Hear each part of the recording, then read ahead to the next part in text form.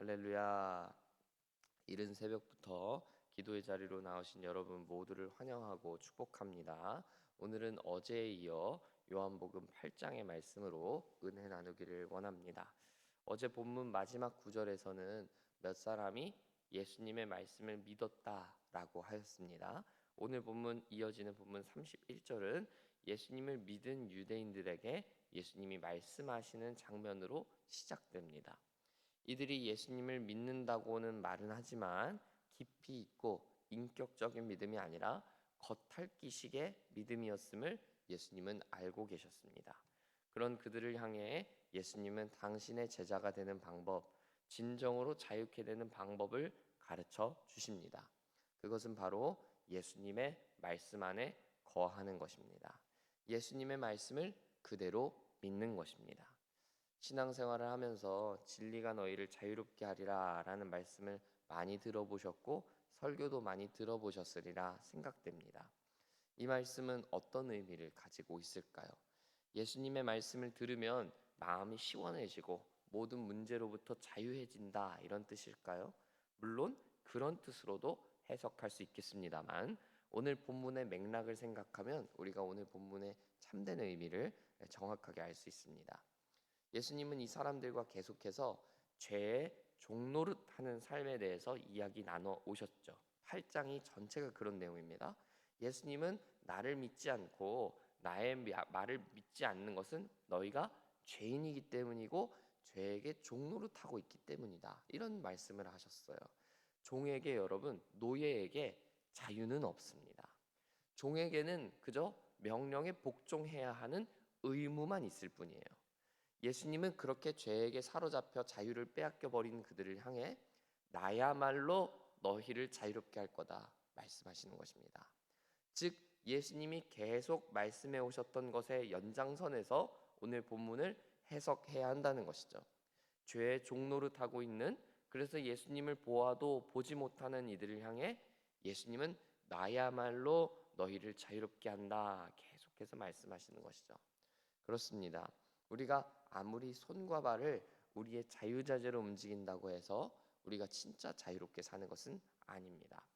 죄로부터 자유하지 않는다면, 죄가 우리를 계속 얽어매고 있다면 우리는 결코 자유로운 삶을 살고 있는 게 아닌 것이죠.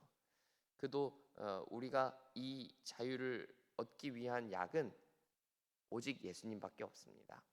예수님의 말씀이 우리 가운데 거하는 것, 진리 되신 예수님을 알게 되는 것, 그것만이 우리에게 참된 자유를 줄 것입니다. 예수님이 주시는 자유는 정치적인 자유와는 차원이 다릅니다. 세상이 줄 수도 빼앗을 수도 없는 영적인 차원의 자유이기 때문입니다. 어려운 순간에도 기쁨을 누리고 행복을 누릴 수 있는 것, 그것이야말로 참된 자유입니다. 저는 우리 모두가 예수님이 주시는 자유를 누리기를 소망하고 더 나아가 이 자유를 증거할 수 있는 우리 되기를 간절히 소망합니다. 예수님이 자유에 대해 말씀하시니까 33절에서 이 유대인들이 반응하는 게 뭡니까? 우리가 종이 된 적이 없다라는 겁니다. 역시나 이들은 예수님의 말씀을 이해하고 있지 못한 것이죠. 예수님이 말씀하신 자유를 정치적 자유로 해석하고 있는 겁니다. 어쩌면 이건 이들의 피해의식 넘치는 반항인지도 모르죠. 왜냐하면 이들은 로마의 식민 지배 아래 놓여 있었던 백성들 아니었겠어요? 예수님이 오셔서, 메시아가 오셔서 자신들을 정치적으로 구원해 주기를 사모했던 사람들 아니었겠어요? 그런데 이들이 지금 우리는 식민 통치를 받고 있음에도 불구하고 노예가 된 건 아니야, 우린 지금 종살이하고 있는 건 아니야, 계속해서 오히려 피해의식 넘치게 항변하고 싶었는지도 모르겠어요. 우리가 신앙생활을 하면서 정말 중요한 것 중에 하나가 나 자신을 바르게 인식하는 것입니다. 내가 어떻게 행동하고 있는지, 내가 어떤 위치에 있는지, 내가 어떤 마음을 품고 있는지 좀 더 나 스스로를 객관적으로 볼 줄 아는 것, 그게 지혜로운 거예요. 왜 신앙인에게 이런 태도가 중요할까요? 우리 믿음이 눈에 보이지 않기 때문입니다. 내가 정말 어떤 신앙인으로 살고 있는지를 말로 묘사하기가 어렵잖아요. 그러니 나는 정말 말씀대로 살고 있는 건지, 나는 말씀대로 살고 있다고 착각하고 있는 건 아닌지 우리가 스스로를 생각해 봐야 되는 것이죠. 그래서 우리는 좀 더 객관적으로 스스로 평가할 수 있어야 된다는 거예요. 대표적으로 그렇지 못했던 이들의 모습이 오늘 본문에 등장하는 거예요. 죄의 종이 된 사람 자신들의 삶을 인정하지 못해요. 그래서 예수님의 말씀을 받아들이지도 믿지도 못하고 있었어요. 이렇게 된 데에는 아주 큰 원인이 하나 있는데, 이들에게는 신앙의 자부심이 넘쳤다는 거예요. 이들은 우리는 아브라함의 자손이야, 우리는 선택된 민족이야, 자부심이 항상 있었어요. 그렇기 때문에 어떠한 상황에도 굴하지 않는 자신들만의 당당함이 있었던 것이죠. 이 당당함이 때로는 좋을 수 있어요. 그런데 실상은 자신 스스로를 객관적으로 보지 못하게 만드는 아주 큰 허점이 된다는 것이죠. 한국 교회로 비교하면 이런 거 같아요. 내가 이 교회를 얼마나 다녔는데, 내가 이 교회를 얼마나 섬겼는데, 우리 집안이 기독교 몇 대째 집안인데, 예수님은 오늘 말씀하시는 거예요.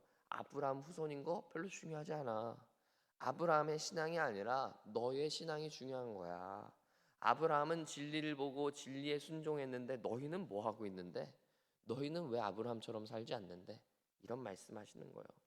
신앙에 있어서도요, 자랑거리가 있는 게 좋은 게 아니라는 것을 우리가 생각해 봐야 돼요. 우리 중에는, 여러분 중에 신앙이 몇 대째 집안이다 말씀하실 수 있는 분이 있을 수 있고, 또 그렇지 못한 분이 있으실 수도 있어요. 그런데 여러분, 어떤 분들이시든 간에 별로 중요하지 않다 이런 말씀 드리고 싶어요. 그건 정말 정말 중요하지 않아요. 물론 신앙의 가정에서 큰다는 건 너무 복되고 기쁜 일입니다. 다른 의미에서가 아니라 예수님을 조금 더 쉽게 만날 수 있기 때문이에요. 내 부모가 나에게 유아 세례를 줘서 난 어릴 때부터 크리스천으로 큰 거 얼마나 복된 일이에요. 근데 그 이상 그 이하도 아니라는 거예요. 우리 할아버지가 우리 한국 교회 얼마나 이바지했고, 우리 어머니가 어떤 기도의 어머니였고, 하나도 중요하지 않아요, 여러분. 예수님이 하찮게 여기시는 것을 가지고 교만하거나 위축되지 마시기 바랍니다.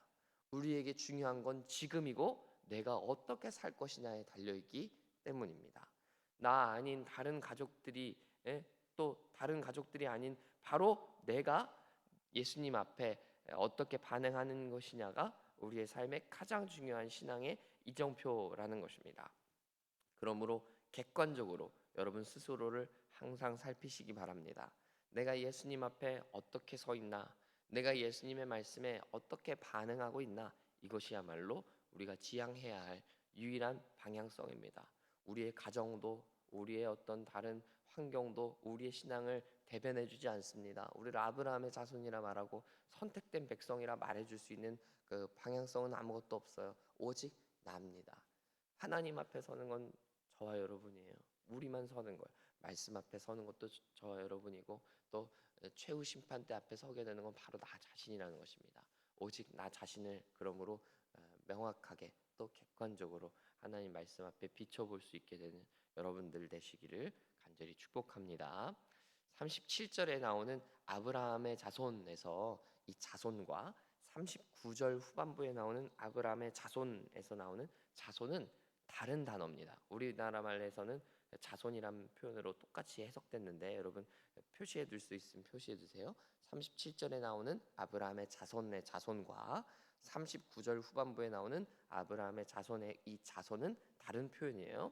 37절에 나오는 자손은 스페르마라는 단어이고 뜻은 씨라는 뜻이에요. 즉 혈육이라는 뜻입니다. 근데 39절에 나오는 자손은 테크나라는 단어가 쓰였는데, 이 단어는 말 그대로 자녀라는 뜻입니다.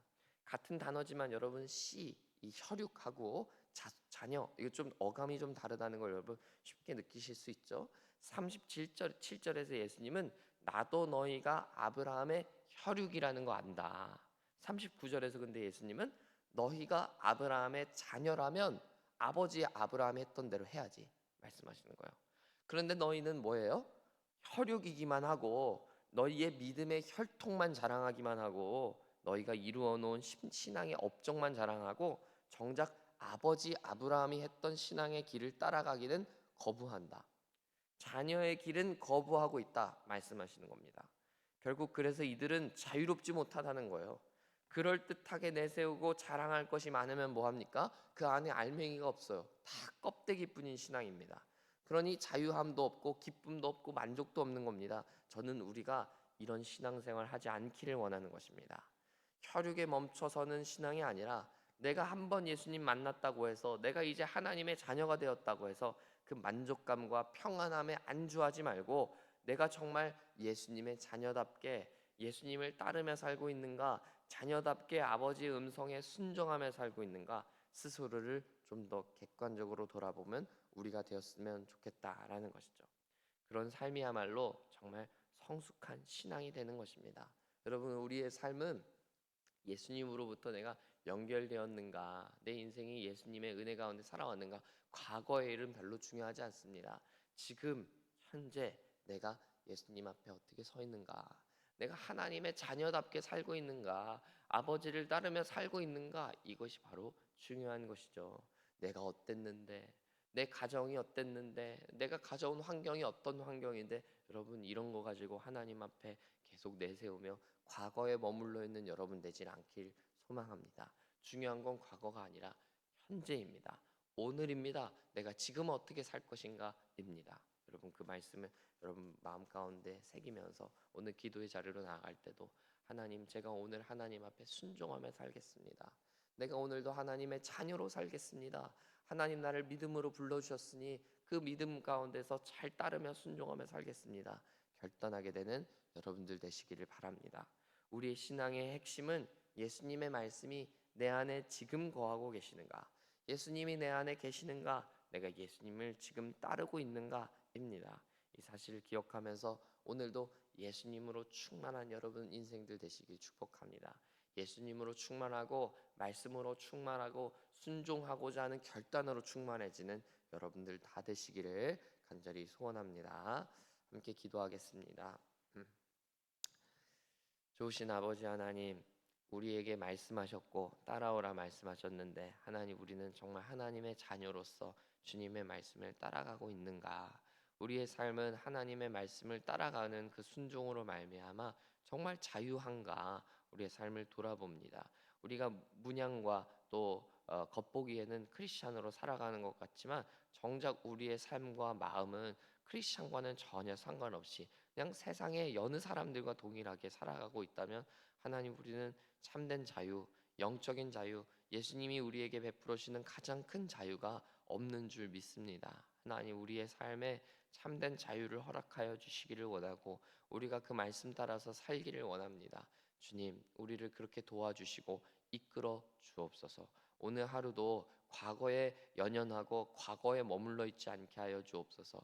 우리에게 중요한 건 오늘이고 지금이고 내가 지금 자녀답게 예수님을 따르고 있는가라는 질문인 줄 믿사오니, 주님, 우리가 그 예수님을 따르기로 하는 것을 내일로 미루고 나중으로 미루는 것이 아니라 오늘 또 즉시 곧 예수님을 따르게 되는 우리 될 수 있도록 도와주옵소서. 예수님께서 우리를 그렇게 인도하여 주시고 예수 충만의 삶으로 인도하여 주시기를 간절히 소원하며 예수님 이름으로 기도합니다. 아멘.